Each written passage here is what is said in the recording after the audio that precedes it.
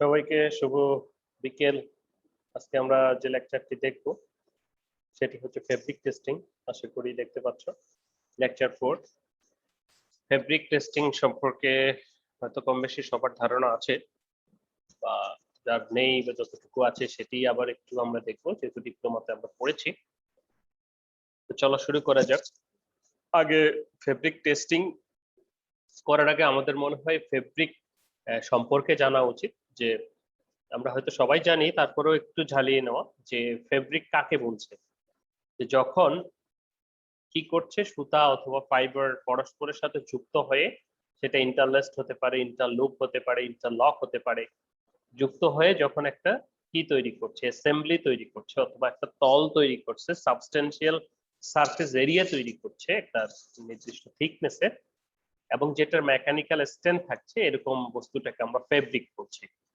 এখানে সংজ্ঞাতে কি বলছে যদি একটু দেখা যায়, বলেছে যে the term fabric can be defined as a planar structure.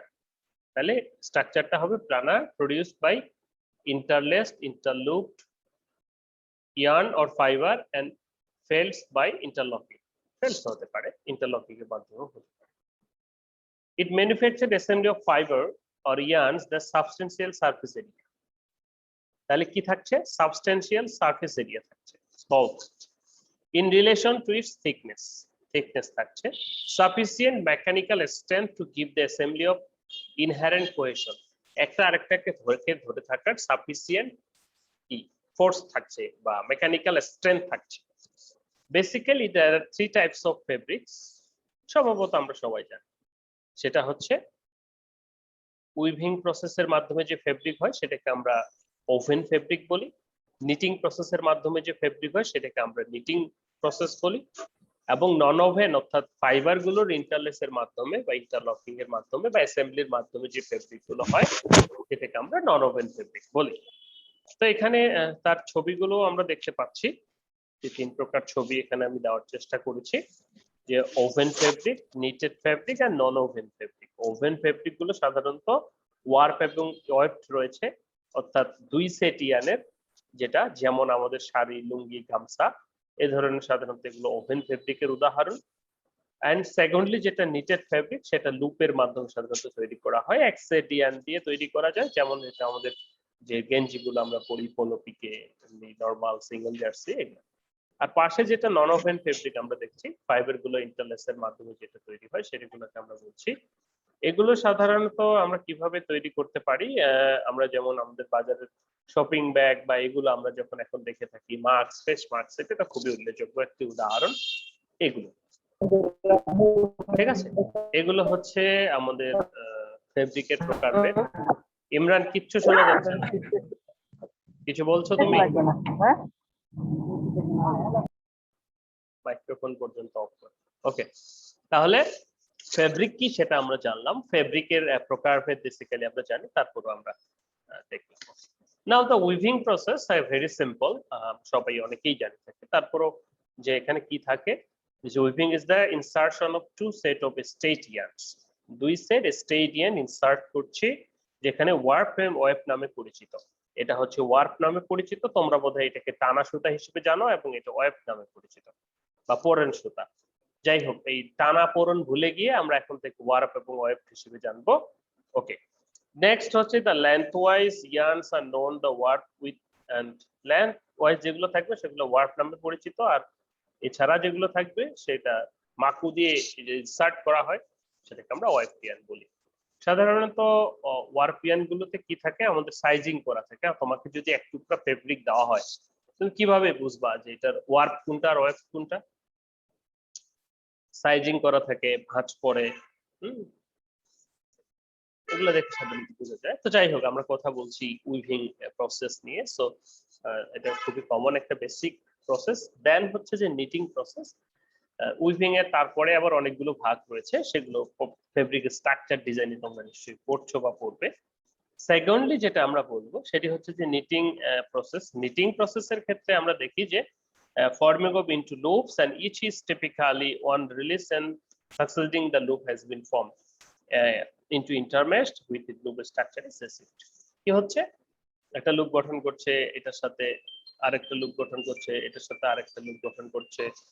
তারপরে হচ্ছে যে আমরা কি বলবো, এটাকে নিটিং বলছি। তো নিটিং যেমন আমাদের বাসা বাড়িতেও আগে থেকেও কিন্তু ছিল ওই যে উল বনে না বাসা বাড়িতে, সেটাও কিন্তু নিটিং।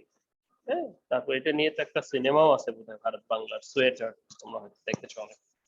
ওকে, তারপরে হচ্ছে যে non woven process. Non woven প্রসেসের ক্ষেত্রে যদি আমরা দেখি যে এখানে অনেকগুলো ফাইবার একত্রে অ্যাসেম্বলি করে তৈরি করা হয়। এখানে নানা প্রকার টেকনিক রয়েছে নন ওভেন তৈরি করার, যেমন সেখানে হিট অ্যাপ্লাই করা যেতে পারে, মেকানিক্যাল ইয়ে করে যে নিডল পাঞ্চিং করে করা যেতে পারে, আরো নানা ভাবে করা যেতে পারে।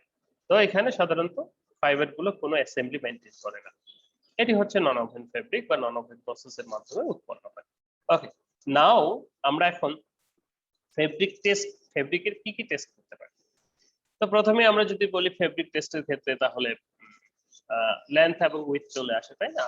তো ফেব্রিক উইথ আমরা কিন্তু ফ্যাক্টরিতে প্রতিদিন মাপ বলেছে। Fabric width is the distance from one selvage, এই স্লেভেজ থেকে এই স্লেভেজ, to other measure perpendicular to the length of the thread, and the fabric width removed from the loom knitting may be the same when it finally reaches the customer. The loom state before reaches the customer. ওকে, তো এটা যখন pressure, tension, alkali তার মধ্যে দিয়ে যায় তখন shrink করে অথবা বেড়ে যায়, সাধারণত শ্রিঙ্ক করে। তো ফেব্রিক উইথ এ সম্পর্কে বলার কিছু নাই। কিভাবে মাপবো? সাধারণত আমাদের মেজারিং ট্যাপ রয়েছে, অথবা আর ট্রু মিটার নামে একটা মিটার রয়েছে, সেটা দিয়ে করা যেতে পারে। মেজারমেন্ট অফ ফেব্রিক উইথ কিভাবে মাপবো? খুবই সহজ লেকচার আজকে। বলা হচ্ছে it is recommended that the fabric should B export in standard at pushbar for at least 24 hours before the final width measurement. কারণ হচ্ছে কি, যতক্ষণ পর্যন্ত আমাদের যেহেতু প্রসেসের মাধ্যমে ওয়ার্ক ওয়েব গুলো টানাটানি হয়েছে, তো এটা 24 আওয়ার রিল্যাক্স করে রাখলে যেটা হবে যে এখানে যে টানাটানি হয়েছে ইয়ার্ন গুলা তার নিজস্ব স্থানে যতটুকু দরকার চলে যাবে। তো সেই ক্ষেত্রে আমরা অ্যাকচুয়াল উইথটা পাবো। যে অনেক সময় দেখা হয় না যে টানাটানি মেশিন থেকে নামিয়ে উইথ টেনে মেপে দিয়ে দিলাম, বায়ার কমপ্লেইন করতেছে যে ভাই, বা সাপ্লাই, যাকে সাপ্লাই দিছি কাস্টমার কমপ্লেইন করছে যে ভাই যাক আপনার তো উইথ কম। তা তুমি কিন্তু ঠিকই মেপে দিছো, কিন্তু আলটিমেট যখন সেটা রিল্যাক্স হয়েছে সেটা কিন্তু কমে গেছে। সো উই শুড এটাকে সময় দিতে হবে রিল্যাক্স হওয়ার জন্য, and measurement should take before and after conditioning. Then it should be washed that if there any chance in width. So one pieces of cloth at least 10 with measurement should be taken at roughly equal distance. তো তোমাদের যখন fabric role তোমরা check করো তখন কি করো, যে যদি বড় ফেব্রিক হয় তাহলে আমরা বারবার করি, বলা হচ্ছে যে সেটাই বলা হচ্ছে এখানে যে ওয়ান পিস ফেব্রিকের ক্ষেত্রে আমরা কয়বার ইয়ে করব, বলা হচ্ছে যে কোথায় গেল, one piece of cloth at least 10 with measurement should be taken roughly equal distance along the fabric. তাহলে যদি 10 at least 10 একটা ফেব্রিকের 10 জায়গায় আমরা নিব, ঠিক আছে, মোটামুটি একটা রোলের যদি হয় 10 জায়গায়। In full length is not used to sample length less than 1 year, then the best width measurement is at 3, অর্থাৎ 1 গজের কম হলে আমরা সাধারণত তিনটা জায়গায় নিব।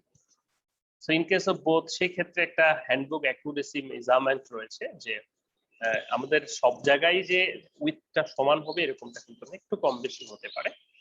তো এটার একটা টলারেন্স রেট রয়েছে, বলা হচ্ছে 18 ইঞ্চির ক্ষেত্রে 0.1, 0.005 এটা হলো 4 থেকে 18 এর মধ্যে যদি হয়, এবং 0.02 এটা হচ্ছে আপ টু 4 ইঞ্চি মধ্যে যদি হয়, তাহলে এই টলারেন্সটুকু দেওয়া যেতে পারে উইথের ক্ষেত্রে, বা এটা আমরা ধরে নিতে পারি, ঠিক আছে। সেকেন্ডলি হচ্ছে যে ফেব্রিক লেন্থ, 1 মিনিট, হ্যাঁ 1 মিনিট আমি একটু কথা বলবো।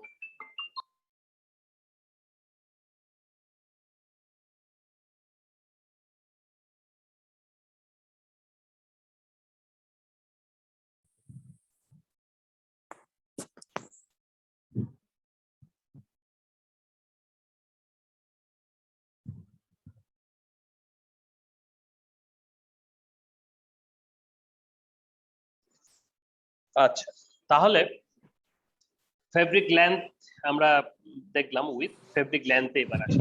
খুবই সহজ একটা লেকচার আজকে। তাহলে ফেব্রিক লেন্থ আমরা কিভাবে মাপবো? নিশ্চয়ই ফিতা দিয়ে মাপতে পারবো না ফেব্রিক লেন্থ যদি বড় হয়। রোলের কি আমরা মাপতে পারি? পারি না। সেজন্য এটা মাপার উপায় কি, আমরা তিনটি মেথডে মাপতে পারি। একটা হচ্ছে ইউজুয়াল মেজারিং টেবিল, এটা টেবিল ইউজ করে যারা তোমরা দেখবে যে গস কাপড় মেপে দেয়, লাঠির সাহায্যে অথবা টেবিলের দুইখানে দাগ দেওয়া আছে, ধরে ধরে মেপে দেয়।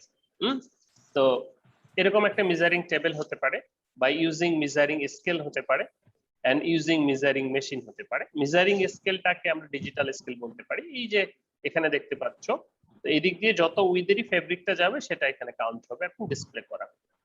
এবং আরেকটা যেটা মেশিনের কথা বললাম, ট্রু মিটার, এইটা দেখতে পাচ্ছ, ট্রু মিটার একটা চাকার মতো, এটা বোধহয় দেখেছো। এই চাকাটা যদি ঘুরে তাহলে এখানকার নাম্বারগুলো চেঞ্জ হবে। তাহলে চাকাটা ফেব্রিকটা যখন যাবে, তাহলে চাকাটা যতবার ঘুরবে তাহলে কি এখানে নাম্বারটা উঠতেছে বেশি বেশি করে, তাই না?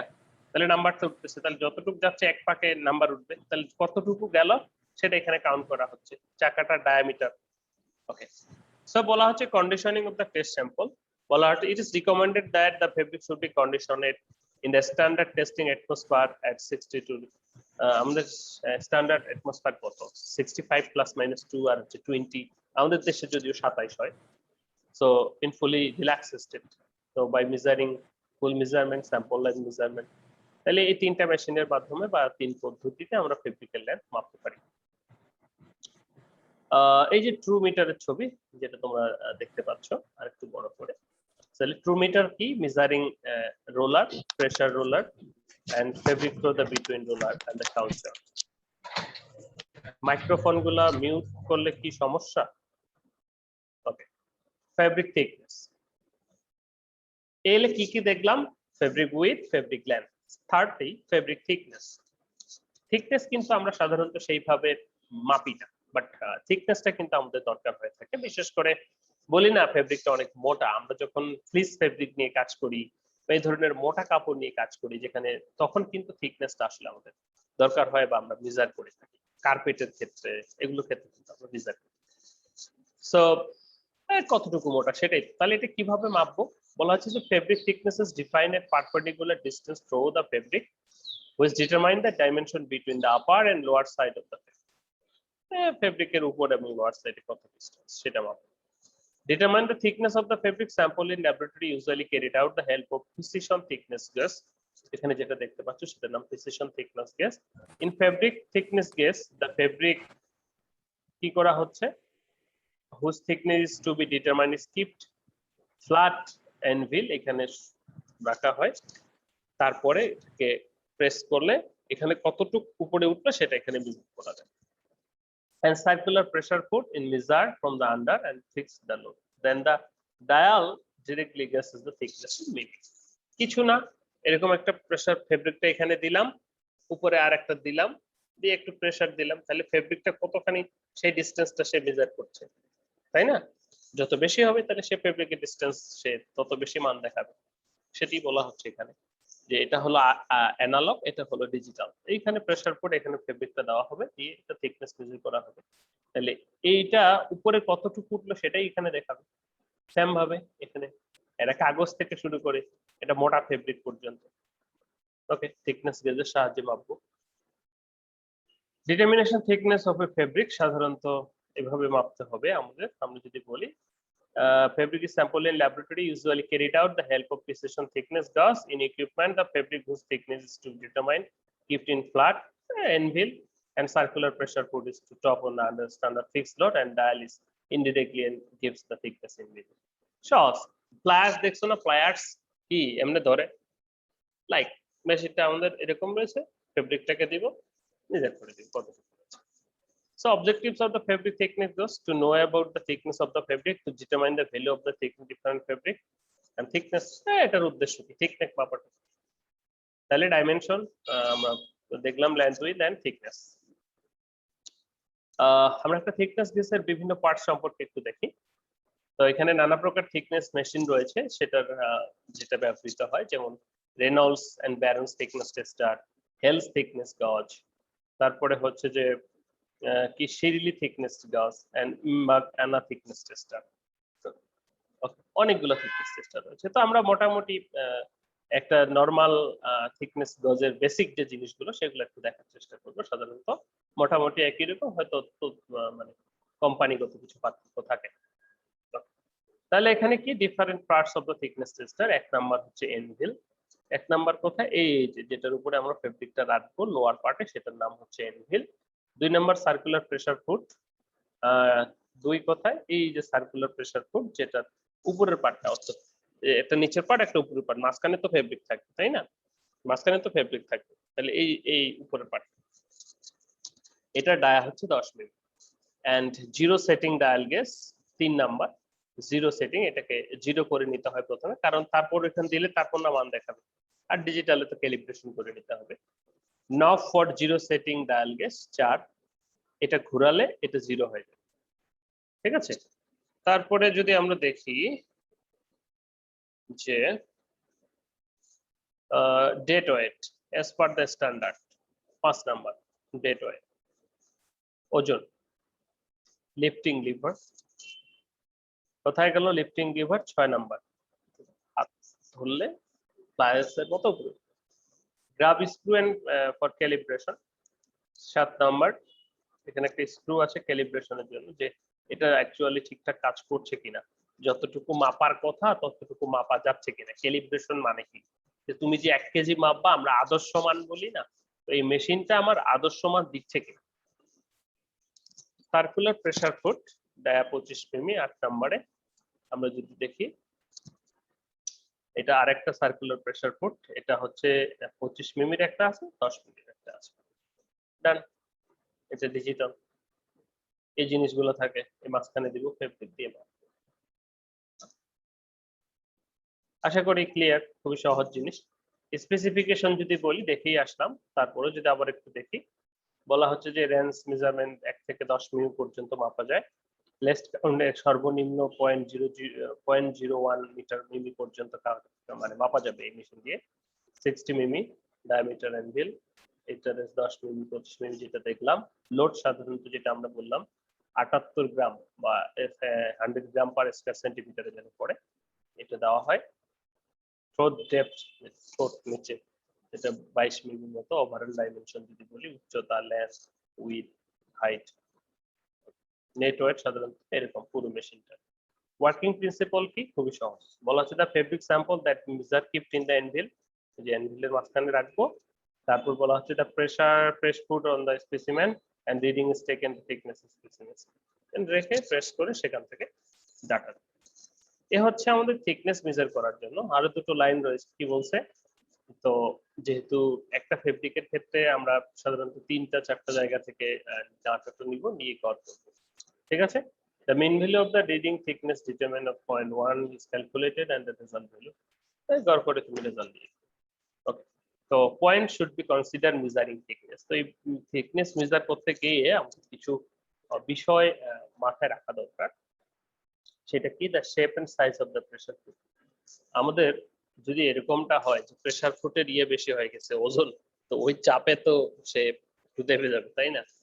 So a circular foot diameter in is ইঞ্চিতে আমরা সাধারণত বলি the ratio of the diameter and the cloth thickness should not 5:1। কত হবে, 5:1। যদি এটার মানে এই রেশিওতে হবে, যেমন লিকুইড টু ব্যাটারি লিকুইড রেশিওতে আমরা অ্যানালাইসিস করি, কারণ এটার ওজন যদি বেশি হয়ে যায় তাহলে এটা তো প্রেস হয় বিষয় দেবে যাবে, মানে বাংলা কথায় যাকে বলা হয় চ্যাপ্টা হয়ে যায়। Shape and size of anvil. If the circular anvil used to at least 2 inches greater than the diameter, the pressure foot, but the sample larger the anvil should surrounded with a suitable support, a smooth plain board. যদি ফেব্রিকটা বড় হয় এনভিলের থেকে, সেই ক্ষেত্রে আমরা যেটা known thickness জানা আছে এরকম একটা প্লেট ইউজ করে তারপর দিতে পারি, যাতে করে কি হবে, তাহলে দুইটা প্লেটের মাঝখানে যদি ফেব্রিকটা থাকে তাহলে দুই দিক থেকে থিকনেসটা পাবো, ওই প্লেটের থিকনেসটা বাদ দিয়ে। ওকে, বিষয়টা এরকম যে এটা যদি ডায়াল হয় এটার থেকে যদি বড় হয়ে যায় ফেব্রিক, সেখানে আমরা একটা প্লেট ইউজ করব, ফেব্রিকটা এখানে দিব, তারপরে আবার একটা প্লেট ইউজ করব, তাহলে প্লেটের থিকনেসটা বাদ দিলে পাওয়া যাবে। অ্যাপ্লাইড প্রেসার কতটুকু হবে, রিকমেন্ডেড প্রেসার ইজ স্পেসিফিক 0.1 থেকে 10 পাউন্ড পর্যন্ত সাধারণত ইউজ করতে পারি। ওকে, ভেলোসিটি অফ প্রেসার ফুট মানে আমরা কি উপর থেকে ধপ করে ছেড়ে দিব, এটা কি ধপ করে ছেড়ে দিব, মানে ধপ করে পড়লে তো ইয়ে হয়ে যাবে। So the pressure food should be lowered slowly on the sample. It needs to slow and careful movement. Time, the thickness read from the dial measurement, indication of the thickness. Stop. কতটুকু হলো সেখান থেকে। ওকে, তাহলে মাপার ক্ষেত্রে কিছু সতর্কতা আমরা দেখলাম। ইউজফুলনেস অফ মেজারিং থিকনেস, কেন করব, দরকার, স্পেসিফিকেশন জানতে হবে। আমরা কিন্তু বায়ারকে অনেক সময় উল্লেখ করে দেই বা অনেক সময় বলে দেই এটা থিকনেস, হয়তো আমাদের মানে নরমালি এটা ব্যবহার করে না, বাট ম্যাক্সিমাম ক্ষেত্রে চাইতে পারে এটা, বা অনেক বায়ারই চায়। To verify the specification of the supplied fabric, to concept about the creasing and wrinkling resistance of the fabric. তাহলে মোটা ফেব্রিক হলে সেটা কিন্তু কম ক্রিজ করতে, মানে ক্রিজ হতে সময় লাগবে। The assumption about the fabric handle, মোটা ফেব্রিক হলে সেটা ফেব্রিক হ্যান্ডেলিংটা কি হবে, স্মুথ হবে না বা ভারী হবে ফেব্রিকটা, থার্মাল প্রপার্টিস কিরকম হবে, গরম লাগবে, জিওমেট্রি কিরকম হবে, এগুলো সাধারণত থিকনেসের উপর বেস করে অ্যানালাইসিস করা যায়। তোমাকে যদি বলা হয় ফ্লিস ফেব্রিক, তুমি তোমার মাথায় কিন্তু তখনই চলে আসবে যে বাবারে মোটা ফেব্রিক। যদি বলা হয় সিঙ্গেল জার্সি ফেব্রিক মানে চিকন ফেব্রিক, তো সিঙ্গেল জার্সিও কিন্তু মোটা দিয়ে বানানো যাবে, ঠিক আছে। ওকে, নাও ডাইমেনশনাল স্ট্যাবিলিটি। ডাইমেনশনাল স্ট্যাবিলিটিটা কি, মনে করো তুমি বাজার থেকে একটা শার্ট এনেছো কিনে, তো সেই শার্টটা বা একটা গেঞ্জি কিনে এনেছো, তুমি খুবই সেন্সিটিভ, বাইরে থেকে কাপড় কিনে তুমি ধুয়ে দাও প্রথমে, তুমি দোকানে মনে করো ট্রায়াল করে নিয়ে এসেছো, এনে ধুয়ে দিয়েছো, ধুয়ে দেওয়ার পর দেখা গেছে সেই গেঞ্জিটা হয়তো তোমার বড় হয়ে গেছে অথবা হয়তো ছোট হয়ে গেছে, মানে যে কোনো দুটো ঘটনা ঘটতে পারে, ঠিক আছে। ফলে তখন তুমি দোকানদারকে গালি দিচ্ছ যে হ্যাঁ আমাকে এরকম ফেব্রিক দেওয়া হলো। তো এই যে চেঞ্জটা, সেটা আমরা বলি সেটার নাম হলো শ্রিঙ্কেজ। সেটা নেগেটিভ হতে পারে, ফ্যাক্টরিতে শ্রিঙ্কেজ নামে পরিচিত, সেটা মানে নেগেটিভ হতে পারে, ওই যে বেড়ে গেলে পজিটিভ, কমে গেলে নেগেটিভ, তাই না। তাহলে ডাইমেনশনাল স্টেবিলিটিটা কি, তাহলে এই যে বৈশিষ্ট্য আছে, অর্থাৎ যার যতটুকু দৈর্ঘ্য প্রস্থ আছে আমার যে গেঞ্জিটা, সেইটা যদি ততখানি থাকে তাহলে সেটা স্টেবল। স্টেবল মানে কি, যা আছে তাই ঠিকঠাক, তাহলে সেটা ডাইমেনশনালি স্টেবল, তাই না। সো এখানে যদি আমরা বলি তাহলে ডাইমেনশনাল স্টেবিলিটি বলতে বোঝাচ্ছে ফেব্রিকের লেন্থ এবং উইথের চেঞ্জটাকে। ক্লিয়ার? তো এটা কিভাবে আমরা মেজার করব সেটা আজকে জানার বিষয়। আমরা যারা কালার ফিজিক্যাল ল্যাবরেটরিতে রয়েছি তারা হয়তো অনেকেই জানি আমরা কিভাবে এটার আমরা এটা করতে পারি, বা এই টেস্টটা আমরা কিভাবে করতে পারি।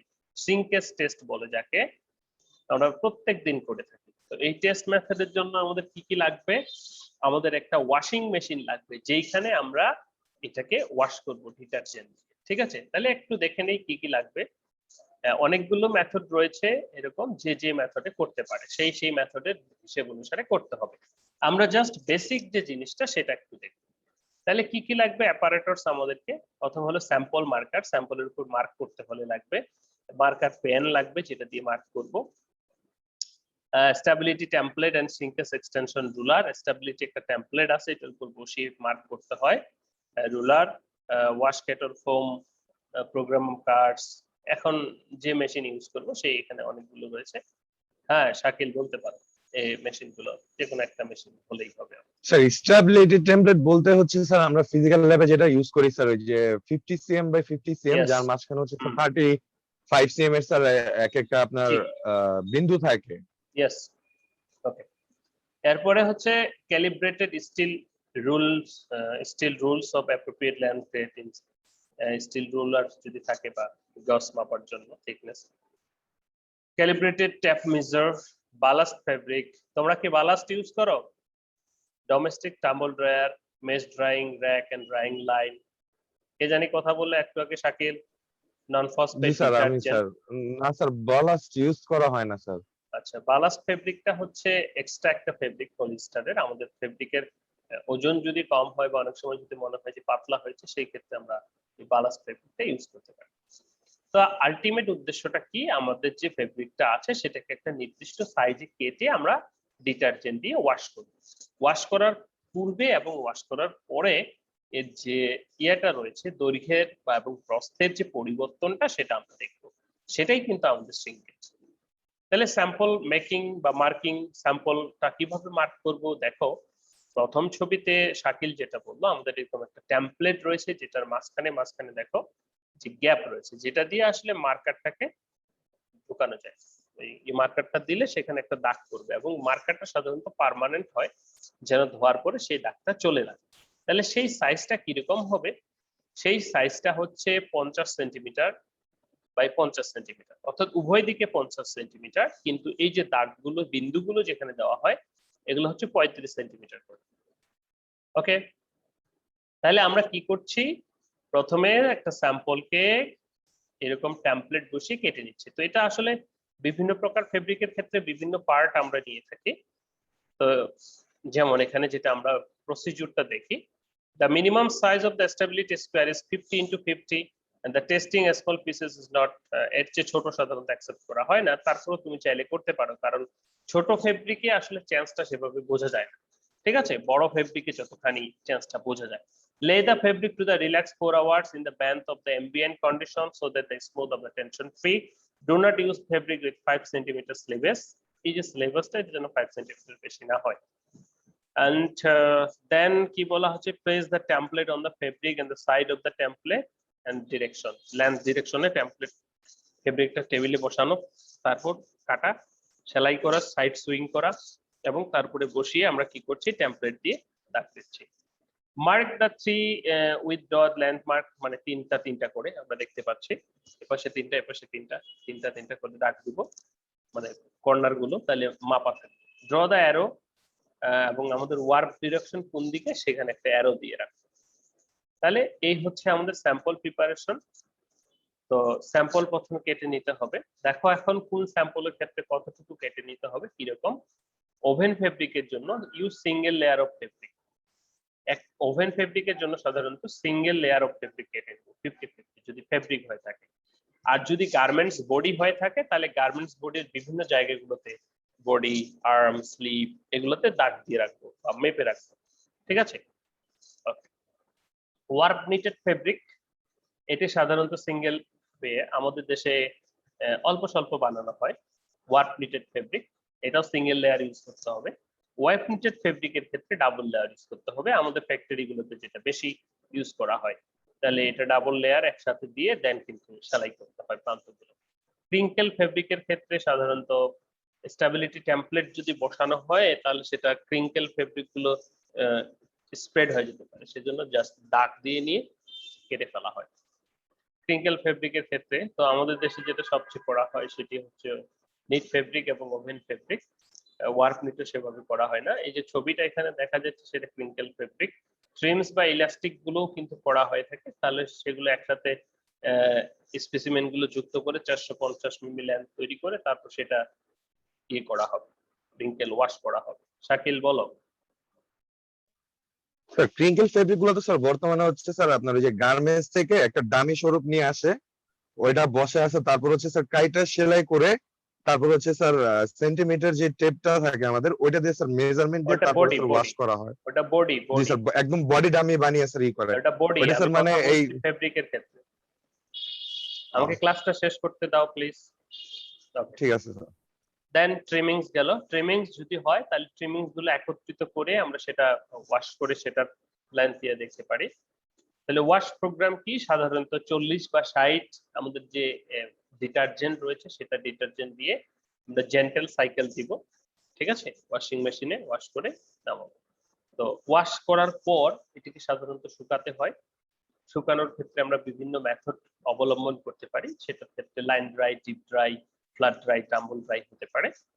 তো বায়ার অনেক সময় রিকমেন্ড করে দেয় যে আমার লাইন ড্রাই দিয়ে দেন অথবা আমার টাম্বল ড্রাই দিয়ে দেন, এ ধরনের। ঠিক আছে, তো এখন আমরা যদি প্রথমে দেখি লাইন ড্রাই, আমরা নরমালি যেভাবে কাপড় শুকাই সেটা দুই কর্নারে ধরে, সেটি সাধারণত লাইন ড্রাই। এটা অনেক সময় হ্যাঙ্গার করে রেখে দেওয়া হয়। বা তারপর ডিপ ড্রাই যেটা, সেটা হচ্ছে যে স্পেসিমেন গুলোকে আমরা তো নরমালি স্কুইচ করি, বা ডিপ ড্রাই যখন করা হবে সেই ক্ষেত্রে এগুলোকে স্কুইচ করা হবে না, ওয়েট স্পেসিমেন গুলোকে হ্যাঙ্গারে ঝুলিয়ে দিতে হবে, অর্থাৎ পানি নিগড়ে গিয়ে সেটা ড্রাই হবে। এরকম স্কুইচ করে আবার ঝাড়া দেই, তাতে কিন্তু আমাদের ইয়েগুলো কম বেশি হয়ে যায়, সেটা যেন না হয়।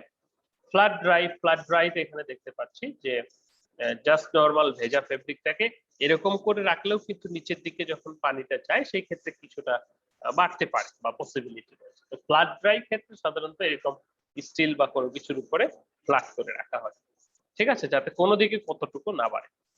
টাম্বল ড্রাই এটা হলো মেশিন ড্রাই, সবচেয়ে বেশি ব্যবহৃত হয় ওয়াশিং মেশিনের মতোই, সেখানে স্টিম দিয়ে ঘোরানো হয় এবং স্টিম যখন হবে তখন কাপড়ের ভিতরে যে বাষ্পটা আছে সেটাও চলে যাবে। এটা হলো টাম্বল ড্রাই, অর্থাৎ বায়ার যেটা চাই সেটাতে আমরা ড্রাই করে দেই। তারপর ড্রাই করার পর আমরা কি করব, মাপবো। আমাদের সময় একটু কম, তাহলে আমরা প্রথম থেকে কি করলাম, ফেব্রিকটাকে স্টেবিলিটি টেমপ্লেট দিয়ে রিল্যাক্স করব আগে, তারপর স্টেবিলিটি টেমপ্লেট দিয়ে কেটে নিব। যে বিভিন্ন প্রকার ফেব্রিক হলে বিভিন্ন প্রকার সিস্টেম অনুসারে কেটে নিব, নেওয়ার পর সেটাকে আমরা কি করছি, ওয়াশ ক্যাটরে অথবা ওয়াশিং মেশিনে ওয়াশ করব, ঠিক আছে। ওয়াশ করার পর সেটাকে ড্রাই করব। এখন আসা মেজারমেন্ট প্রসিডিউরে, তো এটা যদি আমাদের বডি ফেব্রিক হয়ে থাকে, গার্মেন্টস ফেব্রিক হয়ে থাকে, তাহলে গার্মেন্টস এর বিভিন্ন যে এরিয়া গুলো রয়েছে, স্লিভ, প্যান্টস ইত্যাদি বিভিন্ন জায়গায় পয়েন্ট আউট করে সেটা দিয়ে করতে হয়। আর যদি ফেব্রিকের ক্ষেত্রে হয় তাহলে এটা ওকে। এখন রিমেজারিং প্রসিডিউরটা কি, ওয়াশ করার পর ড্রাই করার পর আমরা আবার মেপে দেখবো, যেই যে জায়গাগুলোতে পয়েন্ট আউট করা হয়েছিল সেই সেই জায়গাগুলো আবার পয়েন্ট আউট মানে মেপে দেখবো যে আগের অবস্থা থেকে বেড়েছে নাকি কমেছে, ঠিক আছে। তাহলে সেটাই বলা হচ্ছে রিমেজারিং। বলা হচ্ছে woven knitted fabric remeasure 4 hours relaxation transfer the specimen work into some location do not specimen about the remeasuring use the flowing methods of the measuring। দেখো এখানে কি তাহলে shrinkage before wash minus after wash by before wash, সেটাকে আমরা shrinkage percentage বলছি। তাহলে before ওয়াশে কত ছিল, আফটার ওয়াশে কত হলো বাই বিফোর ওয়াশ, সেটাকে আমরা এই সূত্র দ্বারা বের করতে পারি। তাহলে আমরা দেখে নিব মানগুলো কতটুকু হলো, গড় করে নিব, নেওয়ার পর বিয়োগ দিব, এটা একটা হতে পারে। সেকেন্ডলি বলা হচ্ছে যে স্প্যারিলিটি টেস্ট, এটা আছে আমাদের। দেখো আমরা আমাদের স্টেবিলিটি টেমপ্লেট এখানে ইয়ের উদাহরণ দিয়েছি আমি টি শার্টের, কিন্তু আমাদের যে স্টেবিলিটি টেমপ্লেট দিয়ে আমরা মেপে নিলাম, তাই না, যখন ড্রাই করব, ড্রাই করার পর আবার এই বিন্দু থেকে এই বিন্দু মাপবো, এই বিন্দু থেকে এই বিন্দু, এই বিন্দু থেকে এই বিন্দু মেপে আসলে লেন্থ এবং উইথের কোনো পার্থক্য হলো কিনা সেটা, before wash length, after wash length, before wash width, after wash width, then আমরা শ্রিঙ্কেজ বের করব। এছাড়াও এখানে আরেকটা জিনিস ঘটে থাকে, সেটা হচ্ছে যে স্টেবিলিটি কি বলবো, স্পাইরালিটি শাকিলরা হয়তো করে থাকে। সেটা হচ্ছে যে যখন আমরা একটা ফেব্রিক ইয়ে করব, সেটার যে একটা ওয়ার ফেব্রিক ওয়েব অথবা কোর্স অথবা অয়েল যেটাই বলি না কেন, সেটা সাধারণত 90 ডিগ্রি অ্যাঙ্গেলে থাকার কথা এইটার সাথে, কিন্তু দেখা যায় যে আমাদের প্রসেসিং এর কারণে এই ওয়ার্ক গুলো এরকম বাঁকা হয়ে যায় ফেব্রিকের ভিতরে, তোমরা অনেক সময় দেখে থাকছো। তো এই যে কোণটা উৎপন্ন করছে সেটাকে আমরা স্পাইরালিটি বলছি, অর্থাৎ কতটুকু বেঁকে যাচ্ছে, 90 ডিগ্রি যেটা থাকার কথা ছিল সেটা থেকে কতটুকু বেঁকে যাচ্ছে সেটাকে আমরা স্পাইরালিটি বলছি। তো এটা কিভাবে ক্যালকুলেট করব, এটা ক্যালকুলেটের জন্য বিভিন্ন সূত্র রয়েছে। এখানে যেটা সূত্র দেওয়া আছে যে 100 into x by y or 100 into x by y dash, কিভাবে বের করছে বলা হচ্ছে where x is displacement, আমরা এখানে দেখো আমরা এই যে প্রান্তগুলো আগে যতটুকু ছিল এখানে কতটুকু বেড়ে যায়, এই যে জায়গাটুকু আমাদের এই যে গেঞ্জির ইয়েগুলো আছে না, এখানে একটু বাঁকা হয়ে যায়, যারা কাজ করে তারা হয়তো বুঝতে পারছো। So bottom after yash and size m and y then t-shirt of the body of the length। তো আমরা এই সূত্রের সাহায্যে কতটুকু ছিল আগে, পরে কতটুকু হলো, অর্থাৎ কতটুকু বেড়ে গেল সেটা বের করে এখান থেকে মেজার করতে পারি। স্টেবিলিটি, এটা স্পাইরালিটি টেস্ট। তো এখানে যে ছবিটা দেখা যাচ্ছে তোমরা দেখতে পাচ্ছ নিশ্চয়ই, এই যে ছবি, যে আমার এই প্রান্তটা কতখানি বেড়ে গেছে, এই যে ছবিটা দেখতে পাচ্ছ এখানে যে 90 ডিগ্রি হওয়ার কথা ছিল এটাগুলো কিন্তু 90 ডিগ্রিতে নাই, তাহলে এখানে গিয়ে সেটা মেজার করছে। অপর দিকে এই ছবিটা যদি আমরা দেখি, এটা যে স্কোয়ার একটা ফেব্রিক ছিল, এই ফেব্রিকটা কি হয়েছে, এই পাশে এসে একটু বেঁকে গেছে, তাহলে কতটুকু বেঁকে গেল সেটাই কিন্তু আমাদের measurement. 100 into c into c dash, c into c dash by ac by ac, নতুন লেন্থ সেখান থেকে বের করছে। তো এইভাবে আমরা এটা প্রথমত শ্রিঙ্কেজ, পরবর্তীতে স্টেবিলিটি অর্থাৎ স্পাইরালিটি বের করতে পারি। এখনই কেটে যাবে, আমরা একটু জয়েন করো। তাহলে আমাদের আজকের লেকচার ছিল ফেব্রিক টেস্টিং, সেখানে গুরুত্বপূর্ণ হচ্ছে ডাইমেনশনাল স্টেবিলিটি। আমরা ফেব্রিকের উইথ মেজারমেন্ট দেখেছি, ফেব্রিকের লেন্থ, থিকনেস মেজারমেন্ট দেখেছি। তারপরে আমরা ফেব্রিকের শ্রিঙ্কেজ কিভাবে মেজার করবো সেটা সংক্ষেপে দেখেছি। এ সম্পর্কিত ভিডিও প্রোভাইড করব আমি, স্টেবিলিটি টেস্ট কিভাবে করে সেটা একটু দেখে নিন। ঠিক আছে, রফিকুল বোধহয় কিছু বলতে চাচ্ছ। স্যার আমি কিছু বলবো না ভাই, ক্লিয়ার করে রাখছি আমার।